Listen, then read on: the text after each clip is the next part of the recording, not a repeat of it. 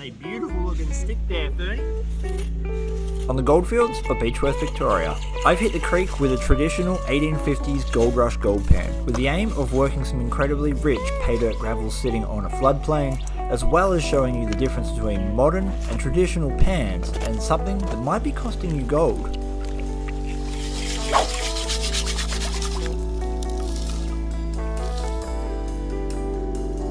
Truth moment.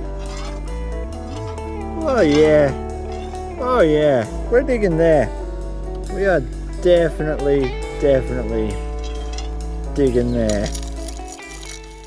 It's not every day you rock up to the goldfields and your mining partner goes, hey, do you want to try something new? And he pulls out the only thing you have wanted to use for months. A replica steel gold pan from Sovereign Hill, one of the richest goldfields in Australia. Isn't that right, Mick?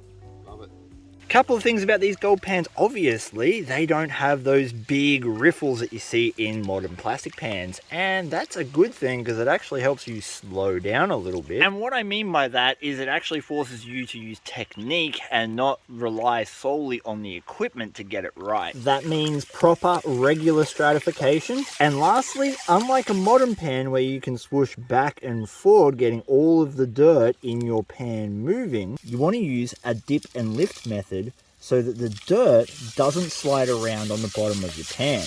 Got it down to just the heavies, a little bit of a rollback, and there is our gold. When you lift and dip, all you're doing is allowing the water to wash over the top of the dirt and pull off the top layer. The bottom part of the dirt on the bottom of the pan doesn't move. And because you stratified everything, all of your gold should be on or close to the bottom of the pan. So if you dip and lift, the dirt gets pulled off the top, the gold sits on the bottom, doesn't move, and is trapped in your pan. When you use a back and forth motion like this, all of the dirt shifts. The whole pile moves forward and back, forward and back. And if you have any gold near the bottom of your pan, some of it can fall over the edge and you'll never even see it. Modern pans though have big, large inset riffles that trap the gold, hopefully, before that happens. But if you haven't stratified well enough, it can still float over the top of those riffles.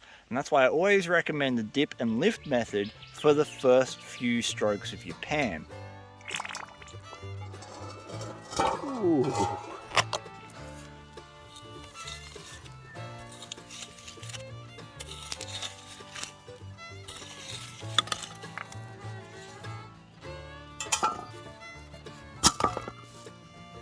As the floodwaters come up here, it's slightly uphill and the gold tends to settle out directly on this clay. And what we're hunting are little pockets of gravel like this in the clay.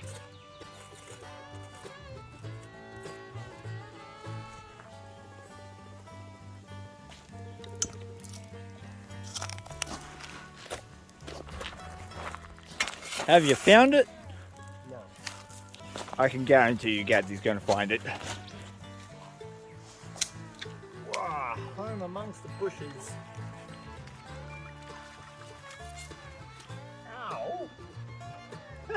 It would seem that the gold is remaining super consistent. Look at how many specks we've got. See, it's not the size that counts. It's not the size. What are you talking about? It's what you I've got this beautiful tree root cutting straight across the floodplain. I've been getting mad gold, 20 to 50 specks a pan over this clay, and I was seeing some gravel packed up behind it, so hopefully this will have worked like a little riffle when it was flooding, and there'll be some really good gold behind here.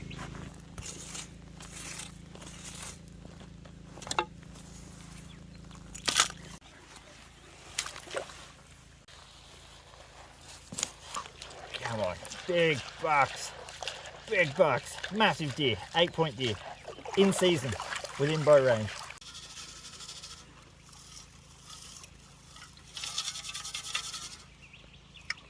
Now I didn't get nearly as much black sand in this pan, which has me kind of concerned. Okay, we got a little bit, but not as much, so apparently that's sort of the edge of the pay streak. Gadsy! Are you on it yet? No.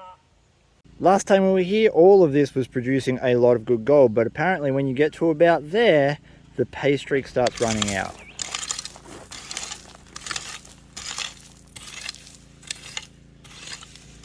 Loose gravelly overburden. This is our pay sitting on the same sticky clay.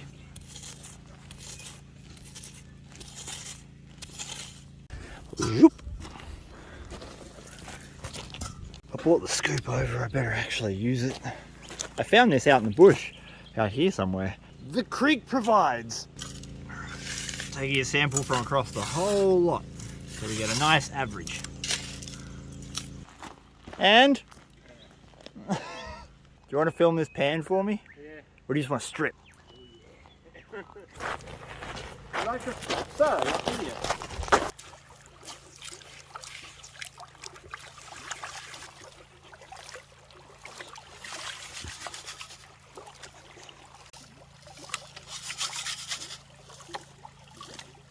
There is a lot of black sand, so maybe the new spot will have some gold. Okay, if this has gold in it, I'll be real happy, because that's a lot of black sand, so indicators are good. The gold's looking okay, fine. Shotgun pellet. Black sand's nice, gold's even better, but you have not been prospecting until you pull out a shotgun pellet. So today's been a success, no matter what. That's a freaking good amount of flour gold, man. Look at that. Yeah. I can live with that. Well, I'm on it. When are you going to get on it? Again, we're trying a sample from all over that whole surface down to the clay, because we don't want to miss where the pay layer might be. It's super important to walk your gold to the creek like a sir. Have you found it yet? Yeah! Oh, that's what I'm getting. But half a bucket. Yeah, oh, half a bucket. Then I'm getting that out of a 10-inch pan. Yeah. I'm starting to see a little bit of black sand come out, so that gives me a little bit of hope. Black sand for hope. Alright, moment of truth. Some black sand and a little bit of gold. It's mostly flour gold. Well, there's gold there, and that's a good thing, but I'm not willing to spend my time looking for it when I can get easy gold to scoping that clay up, so let's keep doing that. What was your idea? You want to tell all the people? You know stuff that I don't know about, don't you? Are you on it? Nah. You look like a defeated man. Are you broken? Did the creek break you? Yeah, We were getting really nice gold through this edge, and I pulled out probably the best pan just at the end of this route, and my thought was perhaps the water wasn't high enough. Instead of the water pushing the gold up and over and it collecting on the other side, it might be on this side. Only one way to know. We're going to scrape out all the dirt and do a pan.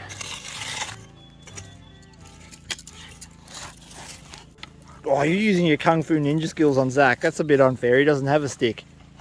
I'm using the flat scraping side of my detecting pick, and as I scrape across the clay, keeping it nice and level, we're coming across these little pockets, and these pockets are going to work like bedrock crevices because the water can't penetrate the clay. So when you get a dip in the clay, things can accumulate like gold and black sand. So these little pockets will be our richest parts.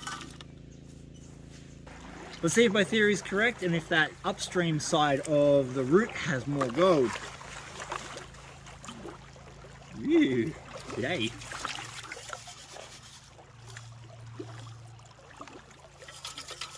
First off, we have coarse black sand.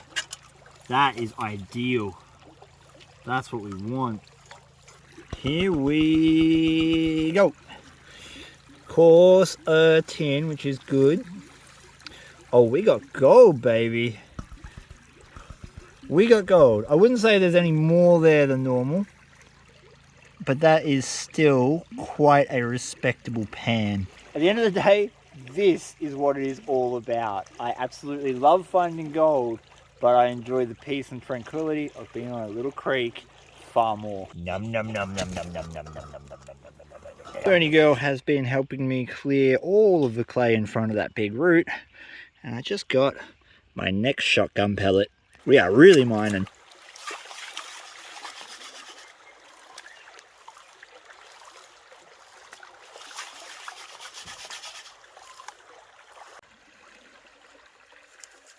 Ooh, that wasn't bad.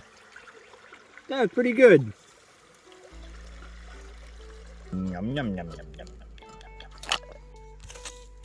Well, you know, oh, that good gold is.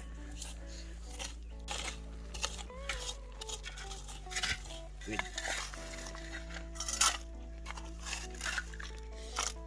This is going to be the last pan of the day, and I think we've done alright because I've been averaging about 20 plus pieces every single pan in such a small pan too.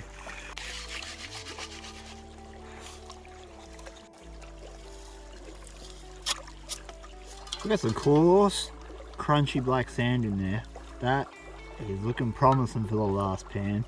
We got one nice flake and about the same in micro pieces. Well, that's about enough creek for today. Let's go home and weigh it up. Right before we weigh up this gold, please check out the description below where you're going to find a bunch of links to things like my other social media, my Patreon account where we do early video releases and giveaways every month, as well as links to my merch shop where you can pick up a sweet t-shirt, hat or hoodie right on with this gold weigh-in. They're stuck in there. How are we getting them out? This is all the gold I found with a traditional 10-inch pan next to a Clash Guitars pick for a little bit of scale. Remembering that the pan was only 10 inches round and that I only did about 10 of them. And for that effort, I'm pretty happy with that result. I don't think there's going to be a huge amount of gold in here, so 0.1. What's your guess? Leave it in the comments below.